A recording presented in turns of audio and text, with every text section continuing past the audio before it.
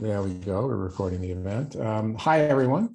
Welcome to Engineering for Long-Term Solutions. This is a joint event of Long Now Boston and the Maintainers. My name is George Gantz. I'm a member of Long Now Boston and I serve on the board. We are delighted to see you all here tonight. As I just said, this is a very high attendance. We're very, very pleased with it and hope and I know we have a great program for you. Before we get started, I wanted to go over some housekeeping items. We are recording tonight's event and we ask you please keep your mics muted. We also recommend using Zoom's speaker view for the best audience experience. And please use the chat function to interact with us and with each other throughout the event. Also, the restrooms are down the hall and there are refreshments available in the kitchen. That's a bit of a joke from our old in-person events. So I know you have great supplies in your kitchen and you know where the restroom is. Long Now Boston was founded as a gathering place for anyone who is passionate or even curious about deep time thinking. In the past 5 years, we've held more than 60 conversation events on a broad range of topics in science, business, and culture, designed to stimulate long-term thinking and to build a community of like-minded long-term thinkers. Our community is thoughtful and committed. It's growing, and we'd love to be connected with you. Our website is longnowboston.org. We're active on Twitter and Facebook. Please consider joining us as a member. And if you'd like to be part of our volunteer group, please just reach out to me at a private chat, or you can go through the website and get connected to us. I also want to thank our members and donors for their financial support and to acknowledge our anonymous event sponsor, which is allowing us to offer this event for free tonight. And now I'd like to turn this over to Liliana Coelho, representing our partner organization tonight with the Maintainers. Hello, everyone. Liliana calling in tonight. Thank you so much, George, and hello and welcome. I am the Community Outreach and Events Coordinator at the Maintainers, and Long Now Boston and the Maintainers have come together, as George had shared, to proudly present a conversation melding our two key concepts of long-term thinking and maintenance. This event is led by our Maintainers Movement Fellow, Tona Rodriguez-Nikl, and is hosted within the Long Now Boston Conversation Series. The Maintainers is a global research network interested in the concepts of maintenance, infrastructure, repair, and the myriad forms of labor and expertise that are necessary to sustain our human-built world. The Maintainers Movement Fellowship is a year-long fellowship that advances the movement for maintenance thinking and action, and is composed of fellows whose maintenance, repair, and care work has substantial connections with the environment. And today, I have the pleasure to introduce you to our Movement Fellow and Event Lead, Tona Rodriguez-Nikl. Tona is a professor at the Department of Civil Engineering at California State University in Los Angeles, and is one of the 2022 fellows. In addition to technical research, he is interested in the broader impacts of technological development. Throughout his Maintainers Fellowship, Tona is interested in learning more about the role of engineers and technology as we address climate change and other future challenges. We would like to thank you again for all being here and hope that you enjoy the program. Over to you, Tona. Thanks, Liliana. I want to start by thanking the Maintainers and to thank Long Now Boston. They've provided amazing support behind the scenes preparing this event, and they freed me to work on the content of the forum. They ran logistics better than I ever could have. I also want to thank the Maintainers for their support during the fellowship. So Lauren, Liliana, Jessica, Andy, it's been great to work with you. And the fellows as well, Layla, Sam, Max, and Rihanna. I'm grateful that we're working together. Lastly, I want to thank the panelists for making the time to be with us. I'm really excited to hear our conversation today. In particular, I do want to thank Kai for calling in from Europe in the middle of the night.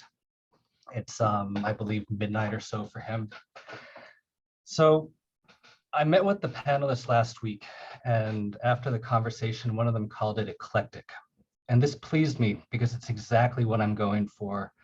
These panelists come from varied backgrounds. They'll discuss a wide range of topics. They won't agree with each other on everything. but I feel this is exactly what we need when we're talking about the vastly unknown future, a variety of perspectives and a large degree of humility to recognize that each of us is probably wrong about a good many things. So I invite you to hear and engage with the panelists with an open mind.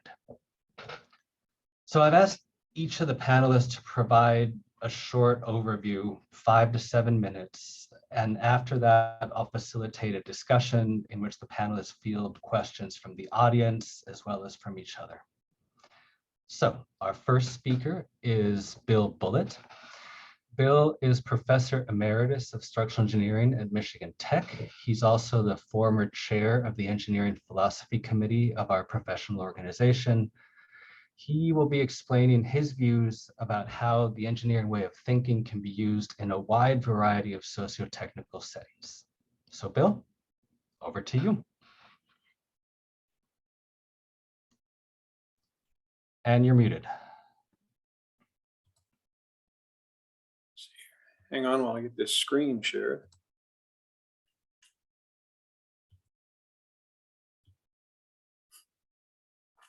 Okay, so in the next few minutes, what I want to talk about is what I've referred to as the engineering way of thinking. And here, the primary issue is how you deal with uncertainty, make decisions under uncertainty, and of course, the effect on the future.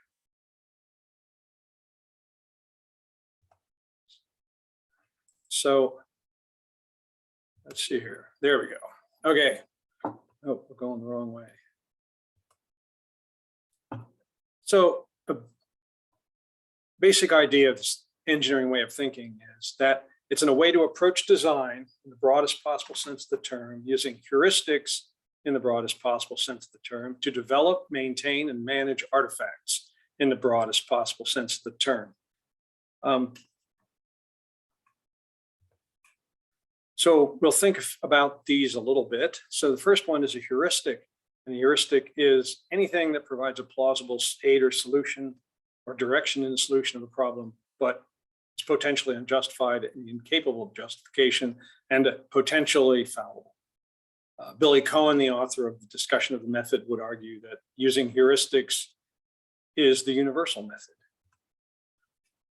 Design, Petrosky's comment on design that things that succeed teach us little beyond the fact that they've been successful, and things that fail provide incontrovertible evidence that the limitations of design have been exceeded.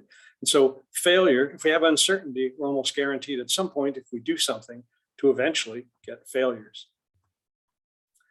So another way of thinking about this engineering way of thinking is that it's a way to adapt to a constantly changing and highly uncertain world, knowing full well that if you do something, make a variation,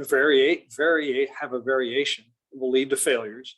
The failures are going to have to be looked upon as a way to gain information for future alterations. Selection. A recent author has referred to engineering in the big sense as directed evolution. So if that's the case, then what we're thinking about is how do we adapt to various situations. So the economist Tim Harford has given 3 principles of adaptation, which, as far as I'm concerned, are essentially what engineering is all about. Try new things, expecting some will fail. Make failures survivable. So that means create safe spaces so your system doesn't collapse, or move forward in small steps so that any failure that does occur is not very dangerous. And then make sure that you know when you have failed or you will never learn. So there almost always will be needed, you will almost always need criteria for failure whenever you make a change. How will you know if it worked or not? So uncertainty. Of course, that's one of the big things about the future. It's highly uncertain. So if we're going to alter reality in some way, that's an uncertain endeavor, sometimes exceedingly uncertain. And no matter what you are designing or altering, things won't work as you expect, and you'll get failures, both large and small. The key is, if your system is large, you want small failures. You don't want large failures to occur. They're potentially dangerous to the entire system. So let's think about systems for a second. These are examples. Cars and bridges, we know how to design those pretty well. We know how to deal with the uncertainty associated with them. Sure, bridges fail. things happen to your car. But nonetheless, for the most part, we can handle the uncertainty inherent in those systems. And that's many of the systems we deal with every day. Now, bigger systems, also sometimes we deal with them every day, such as chemical plants and power grid. Those are complex systems. They're very complicated with tight coupling. And uncertainty is likely unmanageable for the entire system. Charles Perrow's book on normal accidents was basically related to these kinds of systems. And then the last one, the last type, I've broken them up into three things, is example of the Earth climate, and the US society. They're complex adaptive. It means that, like complex, components are strongly connected. The problem with complex adaptive, or the difference, is that when something changes, the components in the system will change their behavior. And the uncertainty is not manageable at the system level. So I use the word components, but of course, people are components. So we will adapt to any change that occurs in society or the climate system. So those are complex adaptive systems. Quote from KT Fan that there's no point in criticizing the cook for failing to match the druggist's standards of exactness, which simply states in a simple way that the types of heuristics you need to use are contextual. They depend on the artifact being designed. Could be a large scale system, could be a car, could be a bridge. Are designed, or you're going to design or alter. And you've got to consider the uncertainty inherent in the system, both types of things. So since we're on the future, I got very short time, final thought. You're mostly talking here about complex adaptive systems, the climate system, US society, the world society. So some possible heuristics are think globally, act locally. That's not original. Environmental movement used to use that one. Diversity in the broad sense is essential. Think biodiversity. Evolution requires vast diversity. And many experiments with corresponding criteria for failure are required. Just like in evolution, many things are being tried at various levels, and some are failing and some are succeeding, but the ones that are successful go forward. And then the last thing is that anything that is big relative to the system size is typically bad, or if not bad at the moment, dangerous for the future. That's all that's all the time I have. Thank you all for your attention. Thanks, Bill. I look forward to digging into this during the Q&A. I want to pause for a second, actually, and maybe Gary, because I see that we're starting to get questions in the chat, and we have a different way that we're going to be managing questions. Is it possible, can I put you on the spot right now to jump in and just tell the audience how we're managing chats? Yeah, I'll do that. This is George. We have the chat for conversations, people with each other, but when we get to questions and answer, Tona, you're going to have a live ask app. Link will be posted in the regular chat. That link will take you to the live ask site where there's a process for putting questions in, specific questions, and looking at the questions and seeing what's there, so it can help screen questions and prioritize questions. And that'll be a big help for Tona and the panelists to kind of walk through that, rather than the chat, which can become very cumbersome. Let's have the chat be the place for people to chat, and the questions for the panelists we can pop into the live ask app. And Tona has posted that link in the chat. All right. So thanks, Liana, for posting that. And yeah, I guess what I wanted to emphasize is that if you ask a question on the chat and you want it to be for the speakers, we might just miss it. So if you really want to make sure that the speakers can see it and respond to it, throw it in that live ask interface as well. So thanks, George. Next is Guru Madhavan. Guru is the Director of Programs at the National Academy of Engineering and a member as well of the Maintainers Advisory Board. He's the author of the book titled Applied Minds, How Engineers Think. And he'll be talking about important challenges in contemporary engineering projects and how these challenges should inform our long-term thinking. So Guru, I hand it over to you.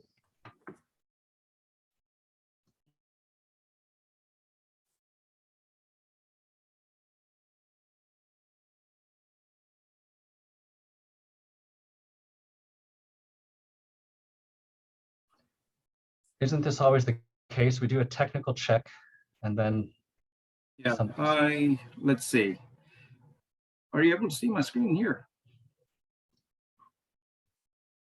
Yeah, somehow it's popping up a black Yeah. box in the upper left-hand corner. It worked a moment ago, unfortunately. Let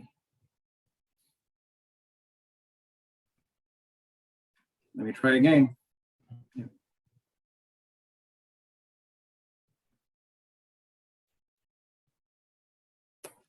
Okay, let's just proceed with what we have here. Actually, let me try to fire it up from over here, and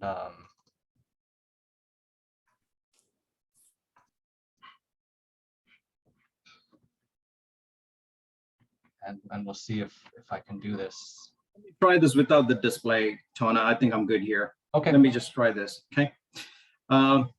Thank you for tolerating that hiccup here, but importantly, thanks very much for this opportunity.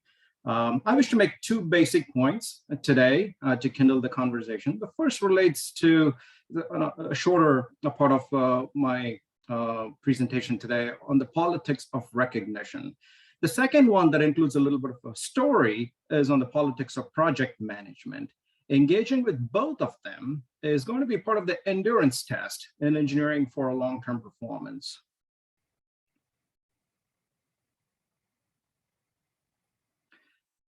The first point, good engineers know that maintenance is both life and larger than life.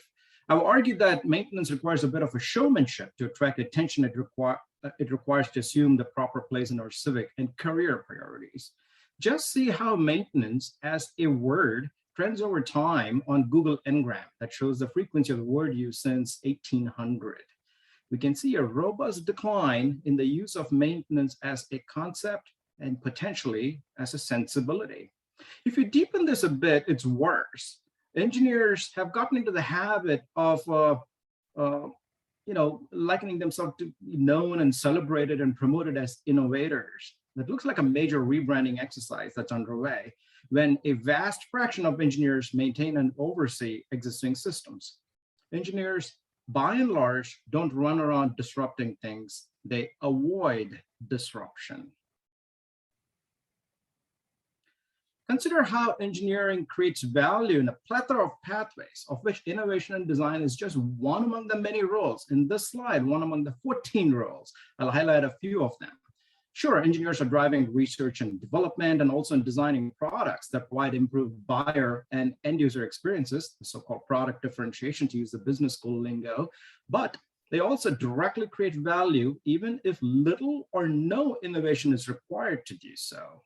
In the first column, you'll see some typical responsibilities that many practicing engineers will be instantly familiar.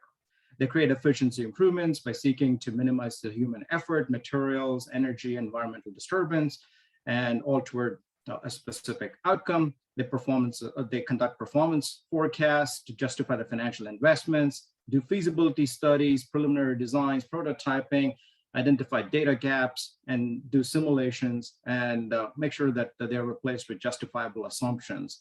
They lead formal quality assurance systems that are critical to real and perceived risks. And they check and recheck the accuracy of earlier predictions and to ensure compliance with standards.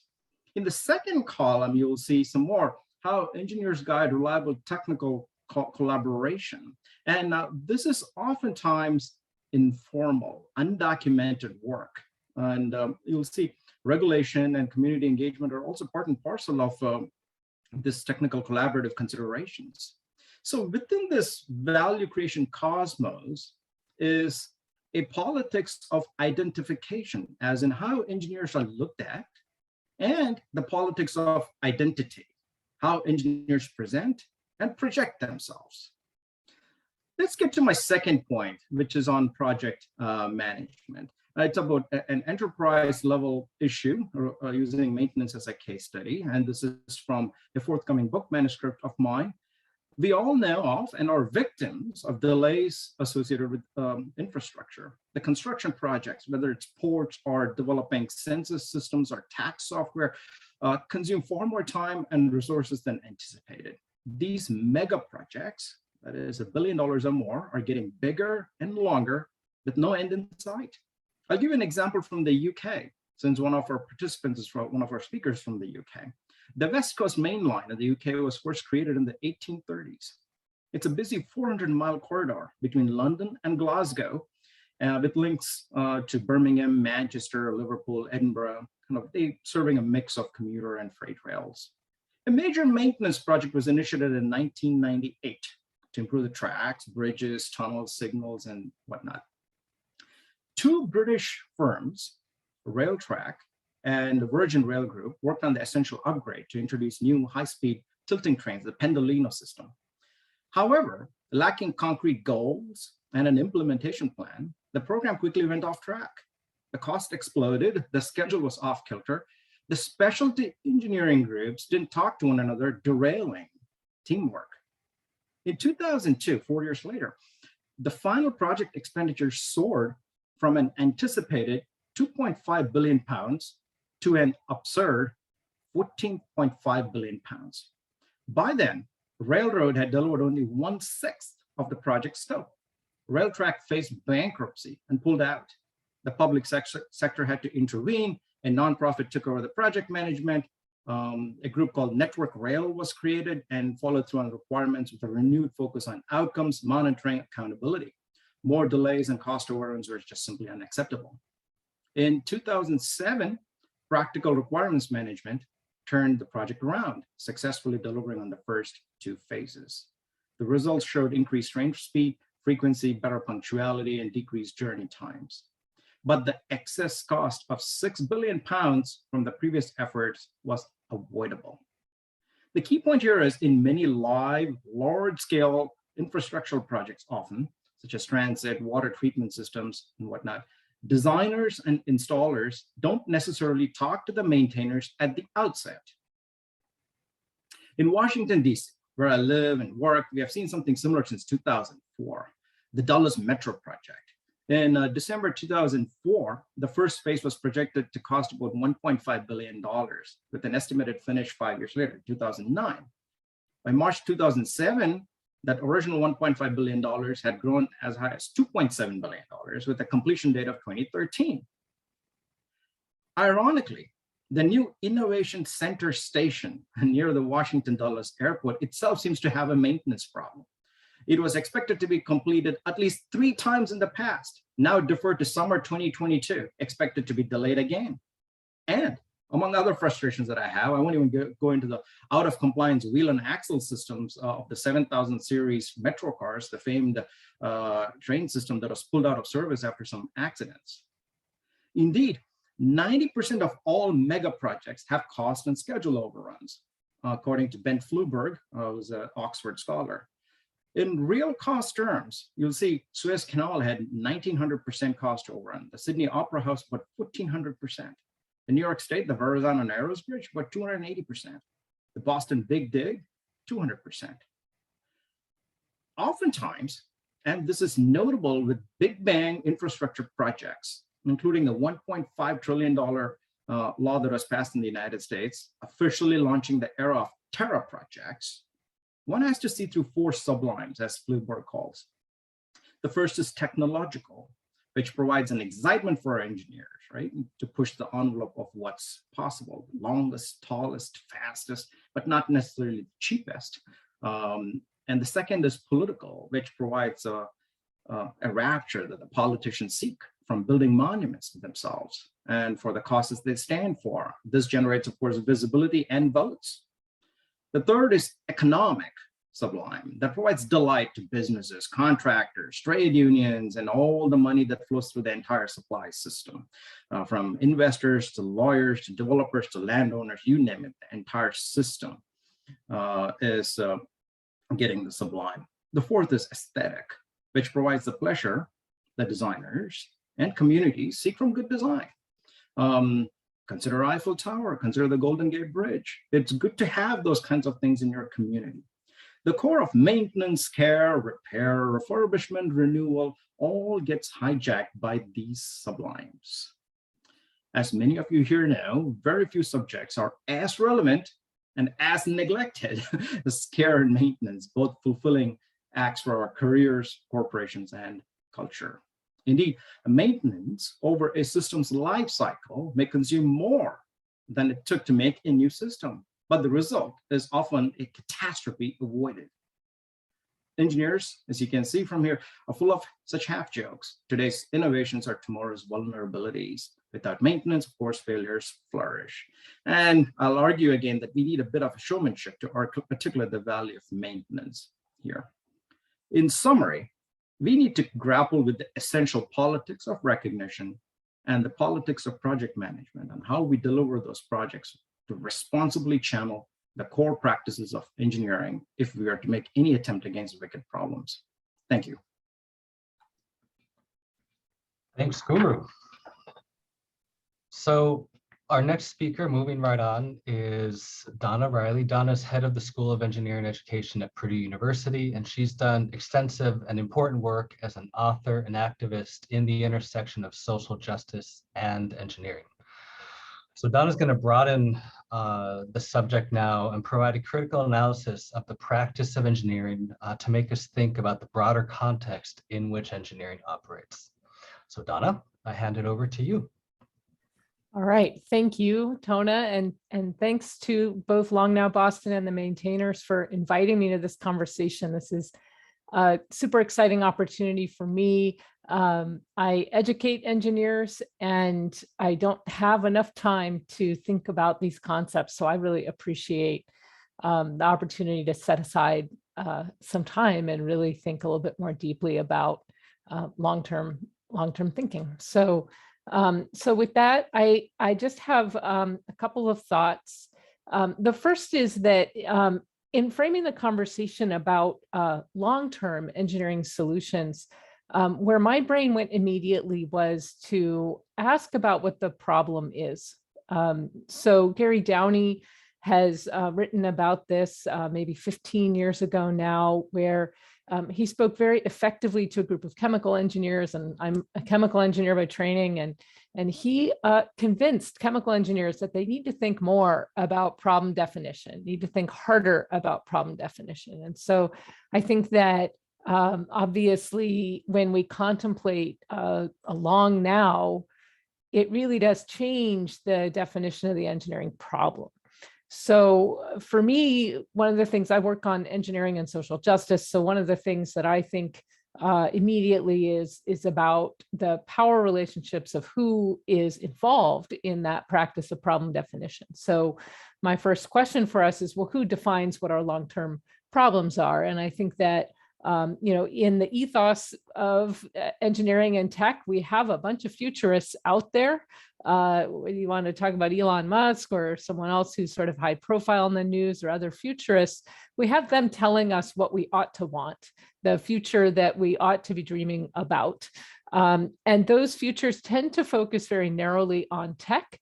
And then many engineers have gone about realizing those things. The fact that I have a phone called a droid, the fact that there are actual hoverboards around are sort of evidence of engineers aspiring to create those futures that others have dreamed. But at the same time, it also projects a kind of an arrogance and privilege that, last summer we had the sort of space race going on where we saw multiple billionaires launching themselves into space. And, of course, they're creating a future that's only for some. And perhaps even abandoning the planet that we have, right? So when we contemplate along now, I think we really need to ask about a future for whom and what is the quality of that future and who wins and who loses in those scenarios. Another group that I think defines some of our problems presently are shareholders. And that has caused a shortening of the time scope that we are I think in a large way as a society focused on quarterly accomplishments and unable to respond to something longer than that. And then also then we have this experience of our collective response to disasters. And these disasters are often framed as being unanticipated, unforeseen, somehow fast or sudden. But Scott Knowles, who is a science historian at Drexel, reminds us that, in fact, these are long disasters. These are disasters that are long in the making and things that we can, with the right perspective, expect. So how could this be otherwise? Well, I think we need to first ask about who needs to be with us in contemplating along now, who needs to participate in developing better problems. And then also to think about the structures and systems that need to change, that need to shift in order to support a different way of being if we want things to be otherwise. So one of the things that bothers me the most about engineers, and I say this as an engineer and as someone who educates engineers, is that engineers tend to be ahistorical. And as a result of that, engineers are quick to consider implications of new technology, but are not as good at thinking about the antecedents of technology, that is the social and political and economic contexts that give rise to technology, whether that's in history or in our present. And as a result, engineers often cite unanticipated consequences when in fact, with a different frame of mind, you might be able to anticipate some of these things. It's funny that Bill brought up Henry Petroski, because I also thought he would be a good person to go to in thinking about this. And in particular, Henry Petroski has talked in very concrete terms, if you'll pardon the pun, about the Tacoma Narrows Bridge collapse, which engineers, I know I was shown the video of the bridge collapse when I was just starting out in engineering. And one of the things that Petroski points out is that, in fact, similar bridges failed for similar reasons in the 19th century. And he argues that 20th century engineers, had they learned engineering history, would have been able to not design the Tacoma Narrows Bridge in the way that they did and would have learned from failure. However, I think it's more complicated than that. It's not just the nuts and bolts part of history that matters. It's not just the material history, right? It's also the social history.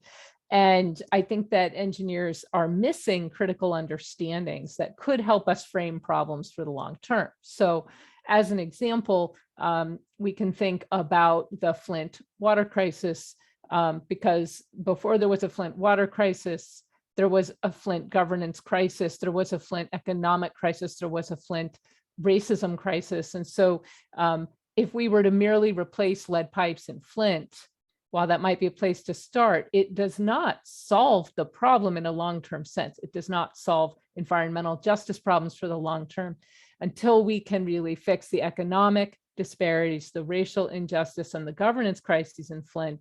I don't think that we're going to get to a long-term engineering solution there. And I'm citing colleagues Jana Lambernadoux and Ben Pauli there. So engineering solutions then have to be much broader than merely technical solutions. So, and there are other shifts, right, that I don't have time to get into, but I think one of the things is that we need to move from human solutions to ecosystem thinking. We need to move from merely technical focus to a socio-technical focus, or I would say even an eco-technical focus, whatever that might mean. And that we need to move from engineers and engineering expertise and really think about affected communities, regardless of the type of expertise that communities hold. Communities hold local expertise that engineers often discount or ignore entirely. And I think that requires a shift in what we think of as engineering. At the same time, there's sort of two things that have to happen. One is our definition of engineering is too narrow. We need to broaden it. And at the same time, we need to be open to non-engineers' contributions in the space. People who have no nexus with engineering also have things of value to bring. And that right there is the crux of the main dispositional shift that I think engineers need to make. And again, I'm saying this as an engineer, engineers need to be less arrogant and more humble. And that is all I have to say to you. Thanks. Thanks. That's it's quite a bit. So categorizing that as all I have to say is that it's a little bit humble, right? It's a lot of good stuff in there that I look forward to talking about. We'll move on to our last panelist. Our last panelist is Kai. Actually, Kai, I just realized right now, I don't know how you pronounce your last name. I should have asked you before. Whiting. Whiting. So Kai Whiting. Kai's a lecturer and researcher at the Catholic University of Louvain in Belgium. He's a scholar of Stoicism and author of the book Being Better, and he'll explain how Stoic ethics can inform contemporary global challenges, help us live better, as well as encourage us to take action. So Kai, I hand it over to you. Thank you. Let me try and share screen. Can we see it? I think so. So I found myself nodding the whole way through like Tona's talk. So that's good because I can try and be even faster than I was going to be. So I guess it's a very long-term view. I mean, Stoicism is about 2,000 years old. So I quite like the idea that that is something that we're really looking at. Like, what does ancient wisdom have to say, if anything, about sustainable living?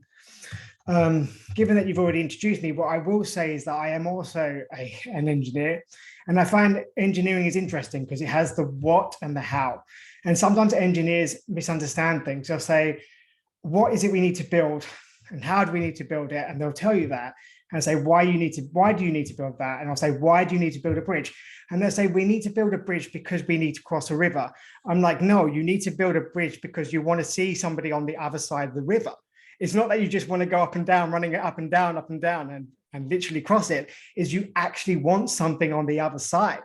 And that is the why. So this is why I'm really interested in what the Stoics had to say. Is like, what is a good life? Why do we live? Is it to exist or is it to do something more? So the key Stoic idea I want to focus on here is that they said that we don't just exist, that we should want something more than just breathing and walking around, that we should want a life worthy of being lived. So a lot of people ask me on podcasts, what do you mean by good life? Surely that's only for the Roman statesman Seneca and Marcus Aurelius, the Roman emperor. But the Stoics didn't talk about the good life being nice or pleasant. They said the life worthy of being lived. And they believed that every human being, just for being a human being, had the capacity, whether they chose to or not, it's a different thing, to live a life worthy of being lived, to make correct judgments and live in accordance with nature, to be at one with, they would say, the cosmos, which Guru nicely said as well. They also said that humans are naturally sociable, that the idea is not that we're just the best player on the basketball court, but we keep the ball up in the air for the rest of the team, so to speak. So we are the best player because we work hard to make the team work well. So it's not just about us.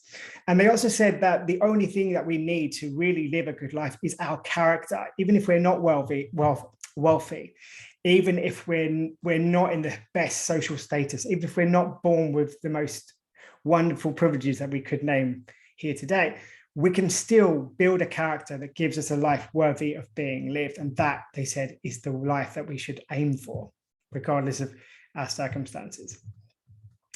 And I think that when they talk about what a good life consists of, they say what kind of character is the character you need to achieve a good life. They'll say wisdom, so the knowledge of what is good, bad, or neither. So it's not an idea of that, that is wisdom outside of you. It's like you're cultivating a character that is incapable of being anything but wise, that you are able to moderate yourself for the sake of the whole community, that you're able to face difficult circumstances with a sound mind, with sound judgment, and you know what is fair and you distribute resources accordingly. To me, that's sustainable development. To know what to do, to know what is good, what is bad, to know we have to be self-controlled, to take courage when we have to find a long-term solution in a very short space of time. And to know that, as Don was saying, that being a good engineer isn't just about putting the nails in the right place, but also asking people about what they have to bring to the table and to make it a participatory process. Why? Because you recognize that it's not that just you that might know something, that somebody else also has something of knowledge that is worthy of being said and worthy of being considered. So what has this got to do with the player? For me, it's the idea of what's best for you, what's best for all. The Stoics to say, if you think that what's best for you is only for yourself, you've missed the point. That is what is best for all is best for you. And the Roman emperor said it like this: what cannot be good for the beehive cannot be good for the bee. And it's that kind of thinking. But there's no one size fits all. So it really depends on who you are. Being a British citizen, I have commitments potentially to my Queen. I've just celebrated the Jubilee that a US citizen may not have. And when you have a US citizen voting for a president, I don't have that obligation. So that's me participating in a way as a British person in terms of my citizenship. But I couldn't do that in the US. And the same thing happens when it comes to sustainability. What are my skills? Where am I? Who am I with? Which community am I in? what is the skill set that I have? What is my ability to reach out and ask other people and bring them into the project? It's not just saying, oh, I know everything there is to know. No, how do I build my network? How can I help them make the right choices? So as Stoics, we are expected, if we were to call ourselves so, to be knowledgeable about the world, not knowing everything, but to think very carefully about what knowledge consists of and why it's valuable, to consider the facts in front of us. And it doesn't just mean quantitative facts, but also what's going on in our reality. What is our current role? Are we an engineer? Are we a son? Are we a father? We have multiple hats in a multiple day. What is our role right now? Who are we with? How can we best help those around us? So, it's a simple example. If you're an architect, you might design an eco building. That might be your contribution to society. If you're a resident in that building, it's unlikely that you're going to redesign it. But what you might think of is, how do I save energy? How do I use that space well? What do I buy in my home? Do I recycle my I think you say in America, trash, right? How do I recycle it so it doesn't go into landfill? How do I do what I'm called to do in my role? So this is one example that I really like. Why do I like it? Because it's an eco mosque. And in a mosque, what do? You pray 5 times a day. You literally are called to go, depending on how the sun is actually in the sky. But they said, okay, we need to pray, but we can do something more than that. We can highlight God's beauty. I think we forget as engineers, beauty is actually really important. I'm glad Guru mentioned this, that having a beautiful bridge does kind of lift the community. They said that when you're there, and I have been there, I've spent some time there, it's the idea that you're a connection, you're not closed off in a mosque with no windows, right? Thinking only about you and God in some very conceptual way, but actually seeking God while you're standing there and while you're kneeling and while you're going through your ritual prayer. But also in the technical sense, there are heat pumps. There is a massive screen saying how much carbon they've saved in the day. And when they talk on a Friday, which is the main day where talks are held, it is talking about the connection to the environment. It's not just talking about heaven. It's about saying, okay, I have one eye on heaven, but what am I doing right now to build my community, to build my relationship with God? And I've seen, for example, lots of birds' nests there because they're feeding the birds and they're caring for them. And children, I've heard literally while sitting on one of those benches talking about the environment because it just has something interesting in the mosque. So it just goes beyond sort of this kind of, my spirituality is personal and it's only for me, to my spirituality has a personal element, but I am in a community and we can be spiritual together. Thank you very much for your time. And thank you for being here. Yeah, you landed right on time there. Thanks, Kai. And thanks as well to all of our speakers. So with this, we end the formal part of the event. We end the formal presentations, and now we'll start the question and answer forum. So I'll turn it over to George in a second to explain how, again, the asking of the questions will work. But the idea here is to create a dialogue between the panelists as well as among the audience. So George, can you go over one more time the live ask, and then we'll get started.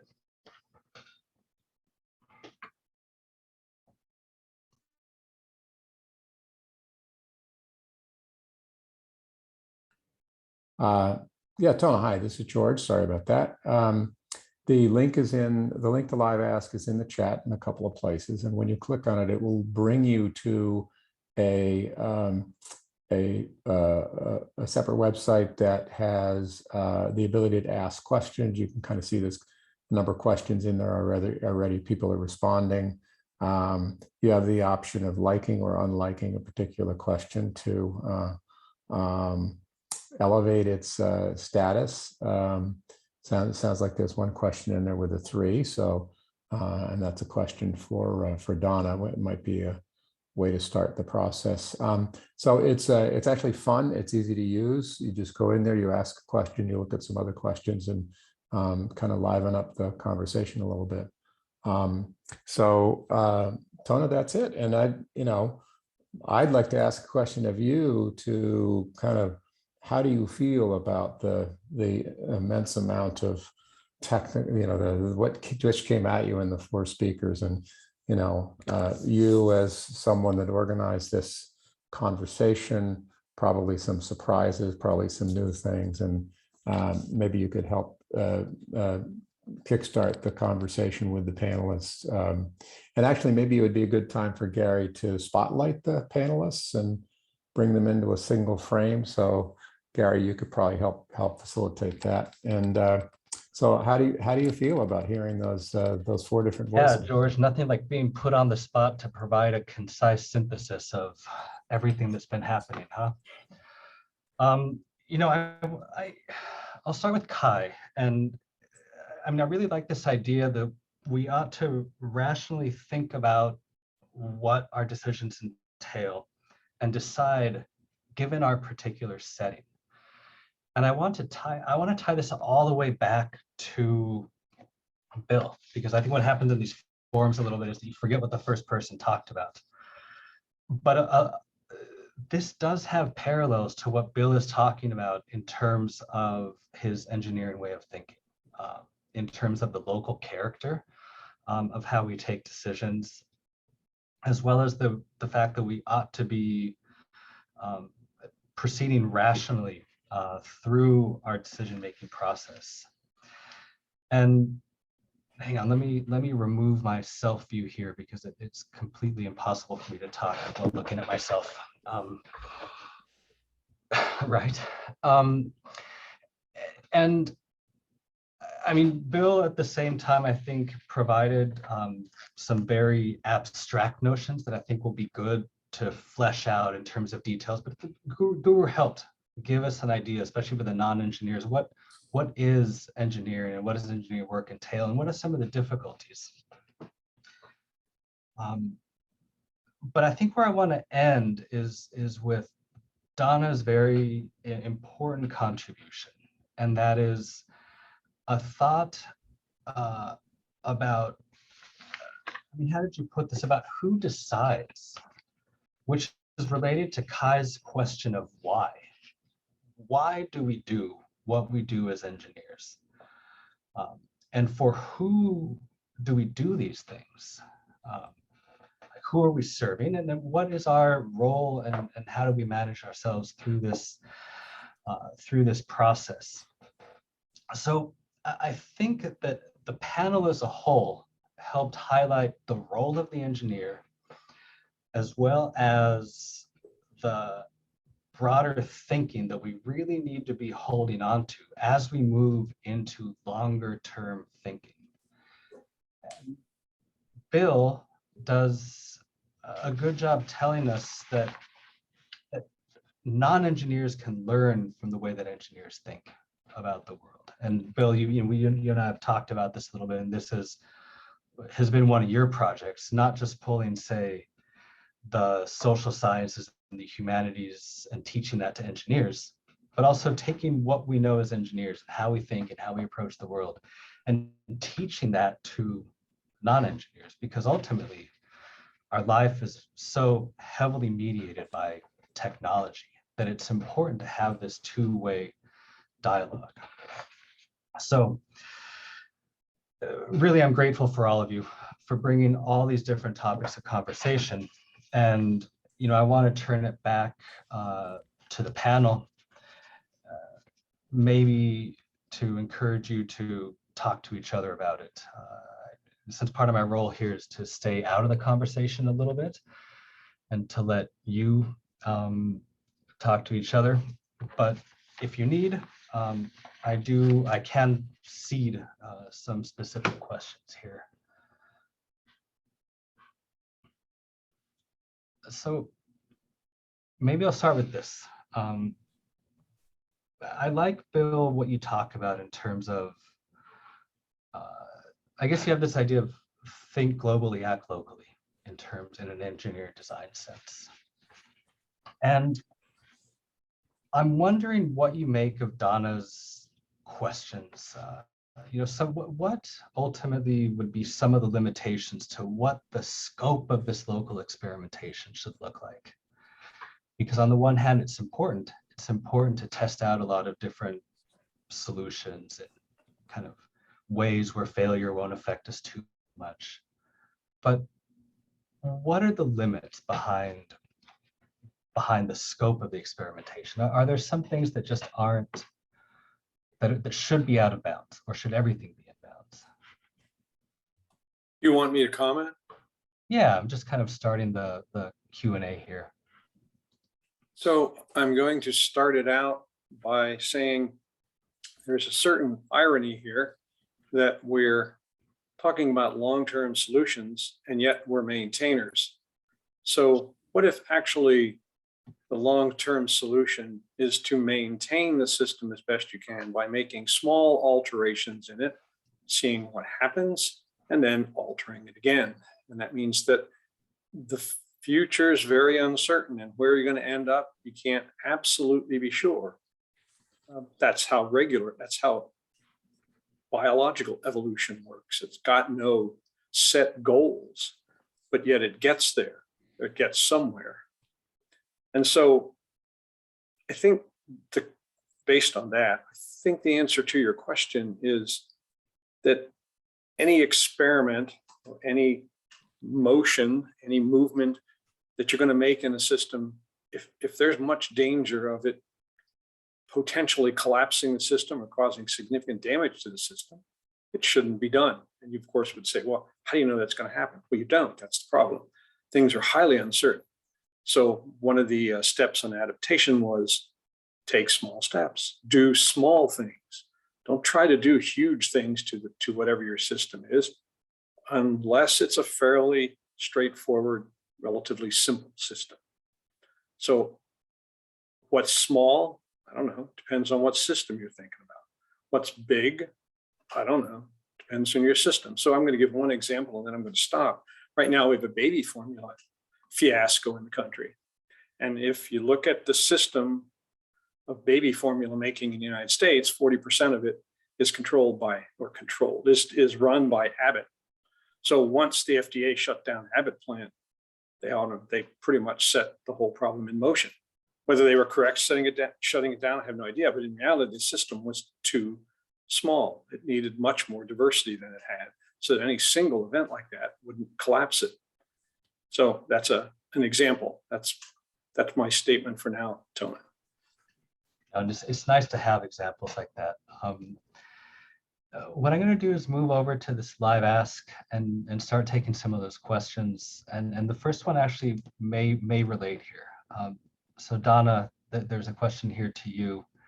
It says that it sounds like you want to bring values into the center of the engineering conversation and make sure the voices are there that need to be there. So can you say more about that? Yeah, that's 100% correct. I've given whole talks on that subject. I often call it engineering principles, the idea that engineers should have principles, but get that funny play on words.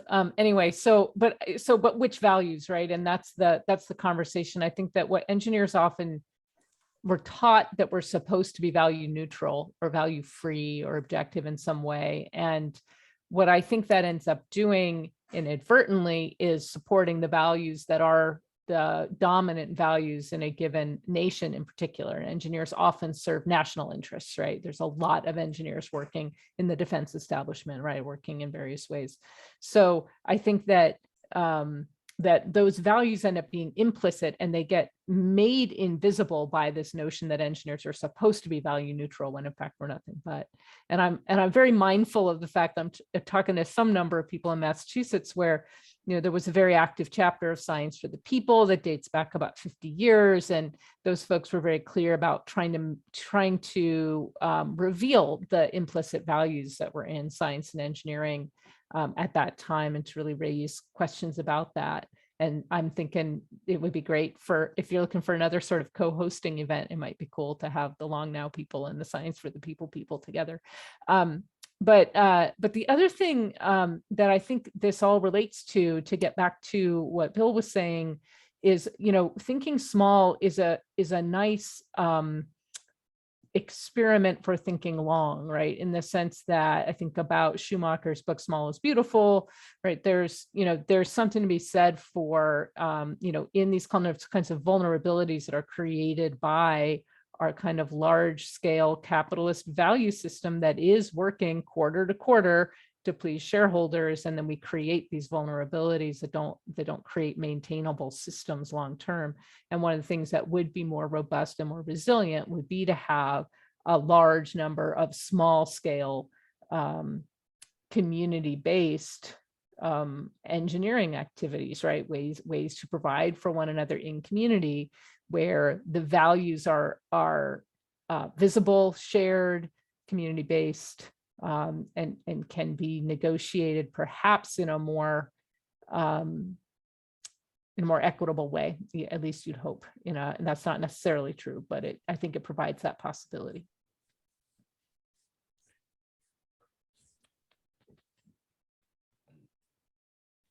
Maybe a follow-up here.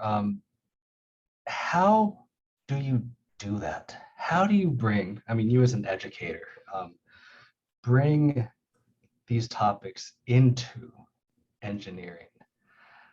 And perhaps Kai, you can talk about this as well, because you talk about similar challenges. Like, how do you bring a talk of the virtues to people that aren't necessarily ready to listen to it? How do you combat like hedonistic consumption, that kind of dominant mode of the day? I think going back to, again, pointing out to engineers and people in general, because people do understand, I think engineers, the way engineers are actually well understood, because people see things go up. They see a city being built, they see a bridge being built, and they see the value of that, or what they think is the value. So saying to them, it's not just to get to the other side, it's for a purpose beyond that. It's not, I don't see the economy as this evil system. I see it as people making poor decisions. And saying they're making poor decisions because they're misunderstanding what is valuable. And yes, of course, in a private corporation, you need to make money. But why do we offer services of any description? The idea is that we want to please, on some level, our clients and, of course, our shareholders. We don't want to offer something of no value whatsoever. So it's sort of peeling back the onion and going, well, what's behind that? What's behind that? Why do we want to offer, for example, a good car? And they go, because people love cars. And I'm like, if people could click their fingers and get to America or get to the other side of the country, they wouldn't use a car or plane again. They would literally just click their fingers and do that. So it's not about the car, it's about getting from A to B in the most efficient way possible. So how can we make public transport, for example, a low carbon form of public transport, more efficient, more comfortable? How can we give people what they actually want, because they don't want a car? And Henry Ford proved this to people when he said, before you kept asking me how many more horses you could put on the wagon, and now you don't even think about horses. So it's kind of showing people that peel back and ask yourself what you really want that car for. Of course, there are issues, some people would want a car because they like driving. There's always going to be people like that. And there's also going to be people who go, I like the status. But saying, but why do you like the status? And why do you like driving? What is the excitement that you get? And saying, so do you feel excited when you're in a traffic jam in LA? They're like, no. So then you don't like driving. What you like is racing. So take your car to the track. So try to point these kind of things out to just highlight. And Donna would say this, make the normal strange and the strange normal. I'm sorry if I put words in your mouth, but I feel that from what I've heard from what you say, that's the kind of thing that you're getting engineers and the general public to do.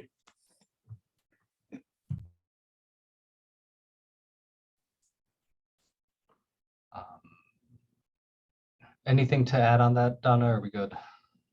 I mean, the one thing I can give a more sort of nuts and bolts answer from a pedagogical perspective, which is to really meet students where they are. And I think that, there's two things. One is, I'm going to try, Kai, you can correct me here, but I think Seneca is a Stoic philosopher, and Seneca said, we learn not for school, but for life, right? If I can loosely translate, right? That the idea is that there is this pragmatic purpose to what we're doing here, and to help students connect to that.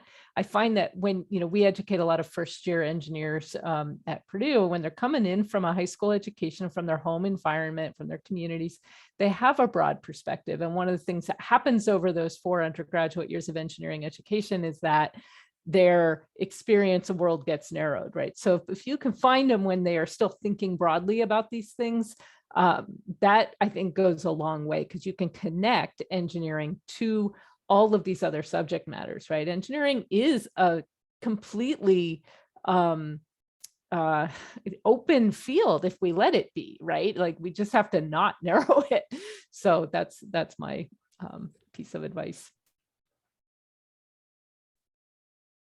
May I comment on that, Tona? Absolutely. As a matter of fact, feel free to bypass me completely and just jump in. That's what we're going for here. So I completely agree with that engineering is wide open, and that's part of what I have been working towards, the engineering way of thinking. I'm retired now, but I was on the Gen Ed Council that manages Gen Ed, and one of my things that I was working for and never quite could get there is I was at Michigan Tech, so Gen Ed was essentially designed to make sure engineers got some Gen Ed. But what I was pushing, I'm fine with that. I had no problem with Gen Ed at all, but I thought that Gen Ed also should have non-engineering students have some engineering of some sort. And that's essentially it's partly what you're saying, but the other side of it is that might make, if we can get engineers to think more like you just described, and we get other people to think more like engineers, or at least understand how they think, we'd probably be a lot better off in the way we approach problems. So I completely agree with that, and I would argue it ought to be a two-way street. Yeah, and the other thing that I would add is sort of a distinction between general education, which seeks to cover a number of content topics, versus liberal education, which tries to train the mind in critical thinking across disciplines, which then builds a kind of intellectual power, ability to ask questions, that kind of thing. And I feel like a lot of our kind of large public universities in the US went the way of general ed, when they really ought to be more focused on giving people a solid introduction to how people think in each discipline. And I'm not sure, that's where I get a little bit unsure about engineering, because I am not sure that we have a coherent way of thinking. I know that your talk described how engineers think, but I think we borrow a little here, a little there, and I'm not sure that we've thought enough about philosophy or even cognition, for that matter, to really say definitively, like, this is how we train engineers to think, right? I think we can observe the effects of engineering education, but I'm not sure we are as deliberate about it as we could be. To Donna's to a point certain here. extent, I agree with you, but what I would argue is that if we do the engineering way of thinking correctly, we ought to be evolving engineering itself. And so we ought to be having engineers think more about things they don't now think about. But in a sense, to do that, we also have have to have other non-engineers think about engineering. And I do think engineering does have a way of thinking, but it's hidden underneath everything. You don't, believe me, I have to convince lots of engineers that what I'm saying actually makes sense to them. And I can usually do it, but it takes a while. They don't really believe that the way they're thinking can be used in a much, much broader way. And then they're going to need to have a much, much broader thinking pattern in education. So I'll leave it at that. Let me hand it over to Guru, because you wanted to say something. Before that, I will just say, Bill, one thing that you have taught me is that a little here, taking a little here and a little there, is actually part of the way that engineers think. It's a very pragmatic mindset that other fields actually don't use. So I'll kind of support your point of view there with that little tidbit you taught me before. So Guru.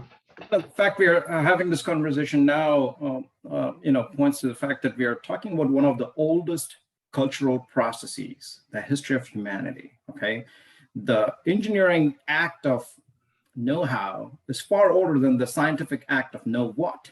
And now we're having, and here we are talking about designing and everything. And some of the examples that I talked about is we are still completely clueless on how to deliver major projects. Oftentimes maintenance playing a major role in this. So we're talking about a lack of capability, even a competency in effective short-term thinking, let alone these long-term horizon projects that we are talking about here.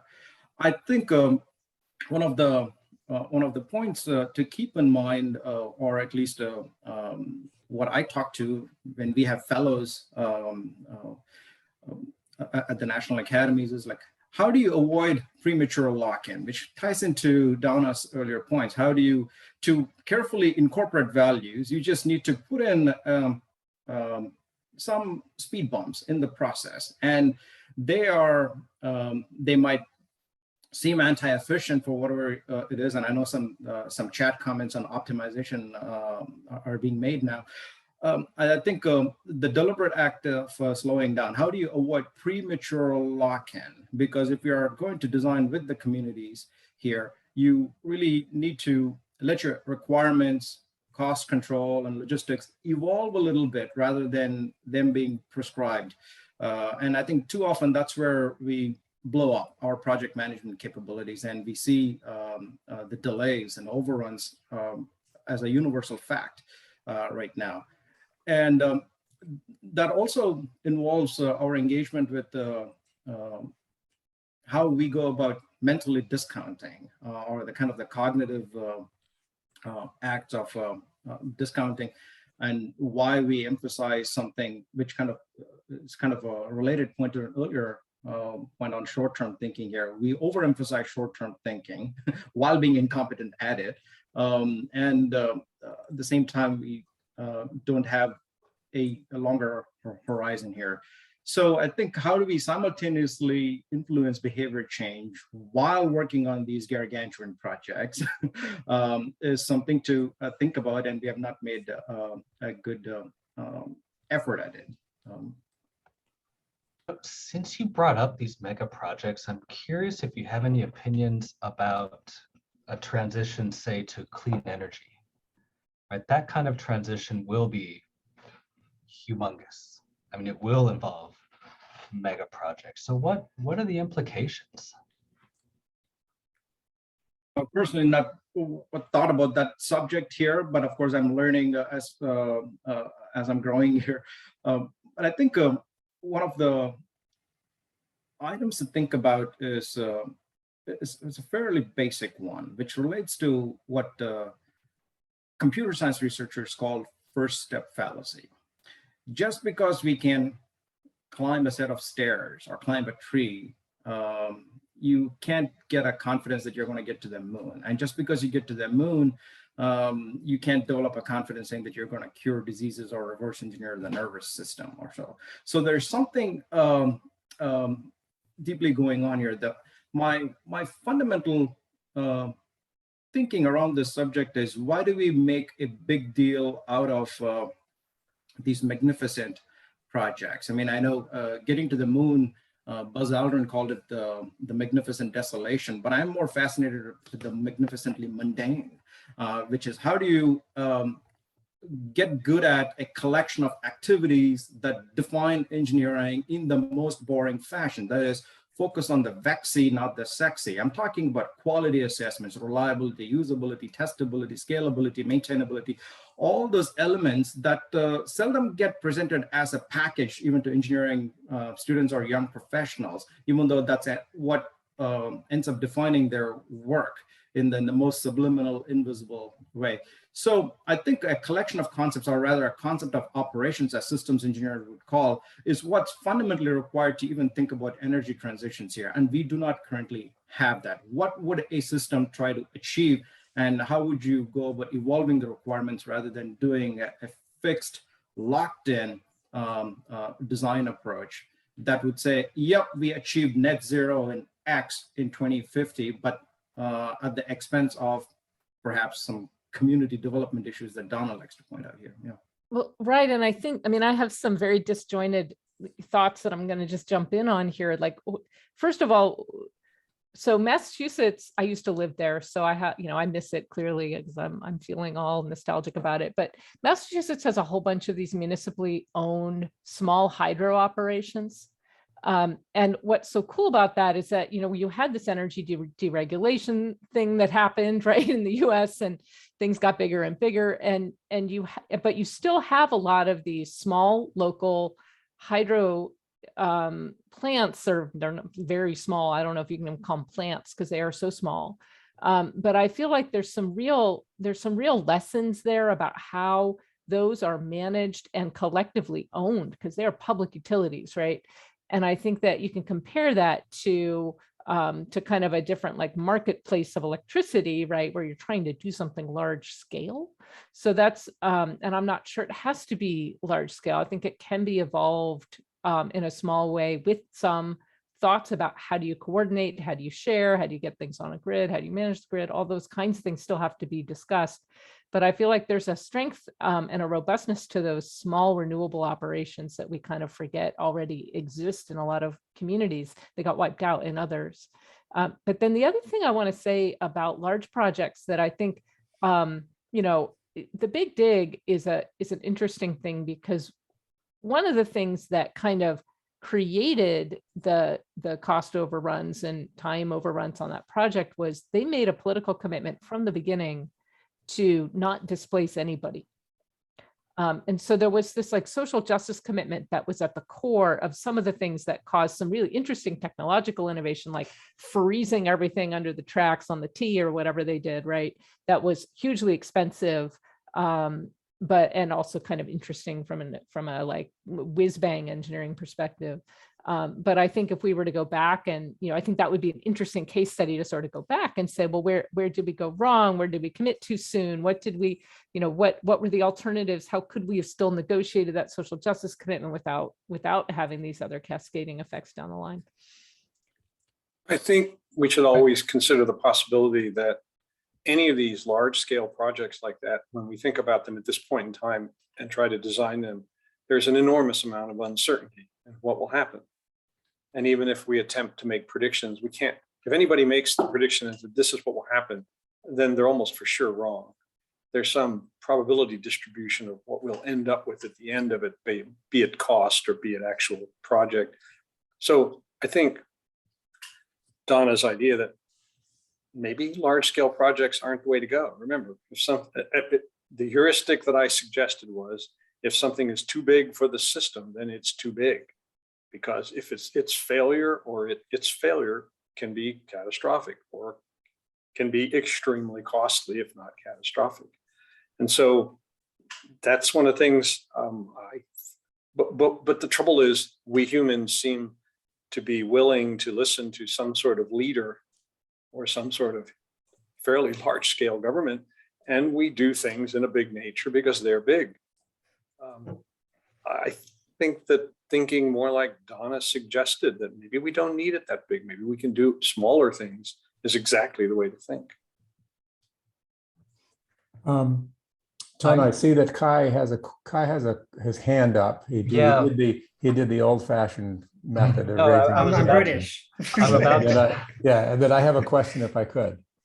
Yeah, I'm about to turn it over to Kai, and I do think that we need to kind of wrap up this this formal part, and then we can maybe go to the open bar. Another option, George, is that there's been a question that's percolated up here in the live ask about balancing long-termism with inequities and moral harms in the present that I think is really fascinating. And I think it might be nice to get to some more of the audience questions. So let's let Kai answer, and then we'll figure that out in just a sec. I think, like, actually I just submitted a paper on this in my non-strike work about energy transitions, and go back to what everyone's saying. It's not about energy. We don't want energy per se. We want the services that energy provides.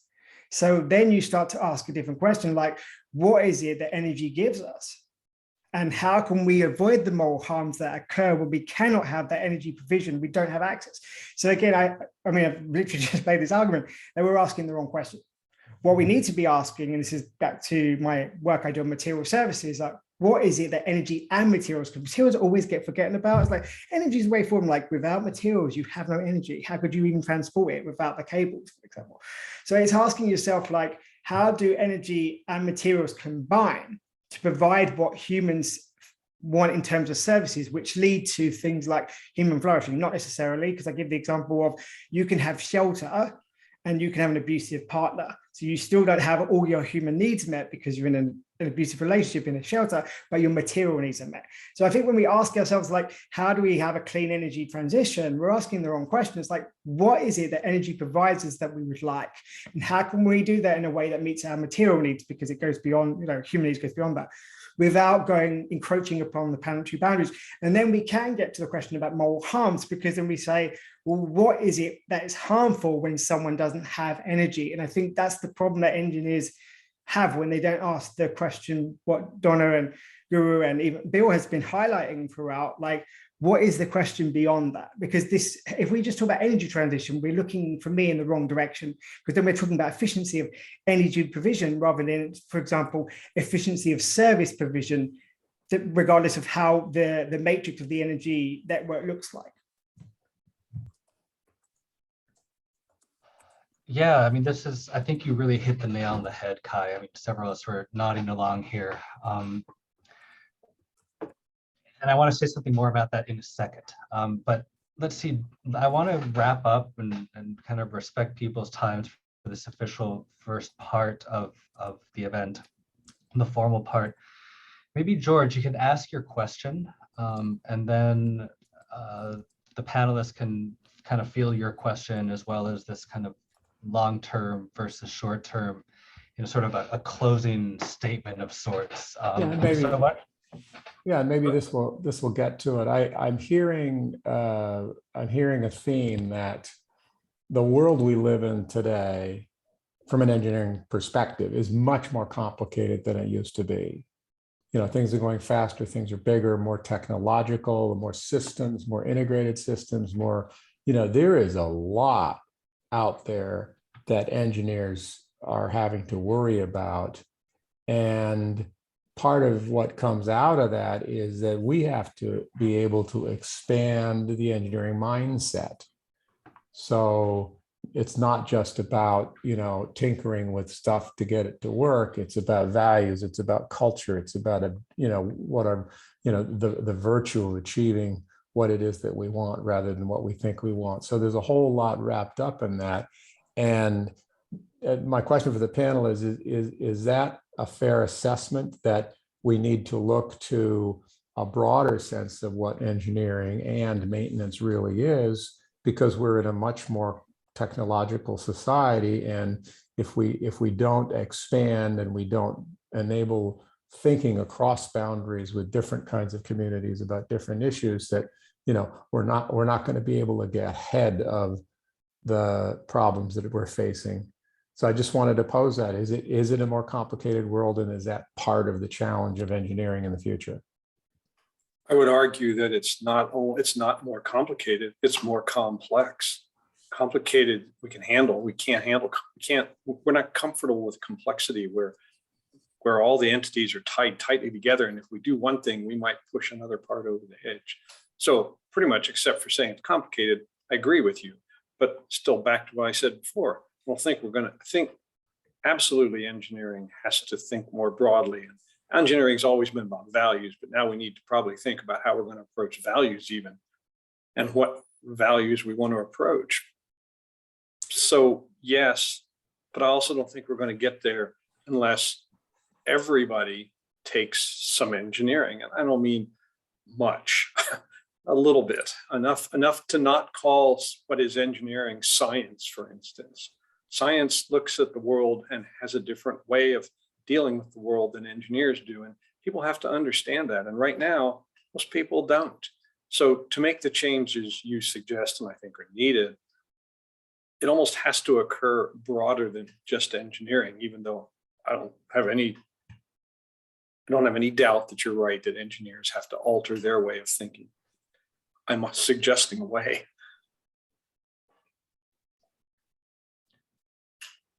Maybe we'll do a final round. Guru, do you have a comment on that last question? Again, a meta point here. I think if we are able to communicate that engineers are dual citizens in the world of both disasters and blessings, they have to bridge wonders and worst case scenarios, then I think we would have done a better job. The trouble begins when we try to make it a little bit more exciting. Not everything in life has to be exciting. And I think the entire idea of public understanding of engineering, that is something a lot of engineers engage with, has to confront this idea here. A lot of engineering is invisible, unthanked, unfunded, yet the civilization keeps running in one way or another. So I think ultimately what matters is, to add to Bill's point, is good science is peer reviewed, but good engineering has to be reality refereed. Ultimately, that's the determinant here. It has to interface with real consequences and be responsive to it. So again, a meta comment trying to bring together a couple of threads here.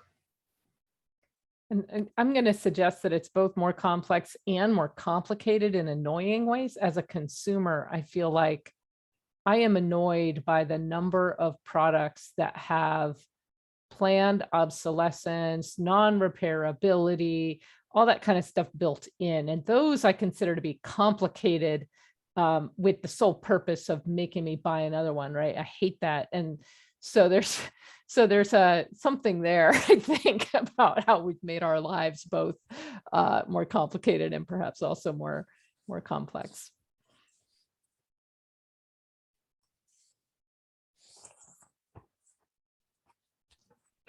And Kai, do you want to wrap up? I think that Guru and Donna have said anything I was going to say, so I have nothing to add on that particular comment. All right, well, let's wrap up here the formal part. I think George or actually, Liliana, do you want to do the honors? Thank you all so much for coming tonight. Thank you, Tona, Bill, Donna, Kai, and Guru for this incredible discussion. I have notes scraggled here and there with arrows all over on my paper. And yeah, thank you so much for giving us so much to think about. A big thank you to the Long Now Boston folks, to George and Kim and our hardworking behind the scenes production team of Gary, Mary, and Anurag. And I'm going to post some other items into the chat, but then otherwise I'll pass it to you. Thank you so much, everyone. We really appreciate you coming tonight. That's great. And thank you, Liliana. You did a great job in helping pull this together. It was really a great experience for us. So we have a tradition that when the formal part is done, we go down to the bar and we gather up, and then we really dive into the issues, because that's where a lot of good stuff happens. But we actually have a special treat tonight. Today is June 6th, and June 6th is a special day for a small growing organization that got started in London a couple of years ago. And this organization, I don't know if you can see that, but that's their poster. They are planning the greatest party the world has ever seen, celebrating the wonders that humanity has been able to create, and the terrific things that we've accomplished. And that party is going to be on June 6th, 2269. Now, that is 246 years in the future, but we better get started now. We've heard some of the complexity of the problems that we're having to deal with, and we want to get on the right track with those problems. So we have really wonderful things to celebrate in 2269. And so this is their special day, and the founders, Mike and Pete, have a little message that Gary's going to run. Hello. Hello. It is noon on June the 6th in the year 2022. And that means that there are exactly 247 years to go until the greatest party of all time, to be held in the year 2269. I'm Mike, and that is Pete, and we're the team behind 2269. We want to wish George Gantz, Bill, and the whole team at Long Now Boston all the best, and the group at Maintainers as well. A happy one day to all of you. Enjoy. Have yourselves a great day. Cheers. Cheers.